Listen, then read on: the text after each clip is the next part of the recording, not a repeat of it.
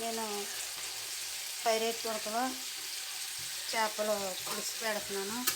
పచ్చిమించి mixie ఇద్దాం అంటున్నాను. Current లేదు, ఫోన్లో కరెంట్ మాకు నిన్నటి నుంచి కరెంట్ లేదు, తెల్లగట్టు నుంచి వర్షాల మూలని పులుసు పెడుతున్నాను.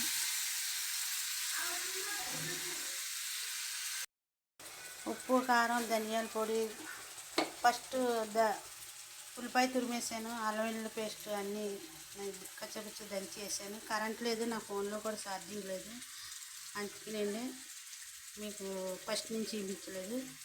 ఏమనుకోకండి, ఫస్ట్ నుంచి చూపించలేదని సారీ అండి. ఇప్పుడు అన్నీ వేసి మగ్గిపోయింది కదా, ఇప్పుడు చింతపండు పులుసు వేస్తున్నాను.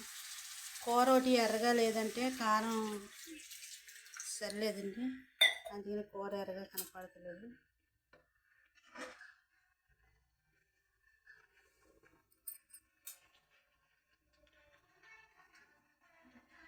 మళ్ళీ ఉడికాక చూపించా. ఎందుకంటే చేపల కూర పులుసు రెడీ అయిపోయింది. పైరేడు గుడుకుల పులుసు ఫస్ట్ నుంచి మీకు చూపించడానికైనా ఇక్కడ కరెంట్ లేదు, ఫోన్లో కూడా వీడియో తీస్తే కరెంట్ లేదని నేను ఫస్ట్ నుంచి మీకు చూపించలేదు. ఫస్ట్ ఏం చేశానంటే ఉల్లిపాయ, జీలకర్ర, అల్లము, ఎల్లుల్లిపాయ, ధనియాలు అన్నీ కచ్చాపిచ్చిగా దంచేసాను. ఉల్లిపాయ కూడా మిక్స్లో ఒక రౌండ్ తిప్పేసేసాను. తర్వాత కరివేపాకు, కొత్తిమీర ఇవన్నీ కూడా వేసాను. తర్వాత కారము, ఉప్పు,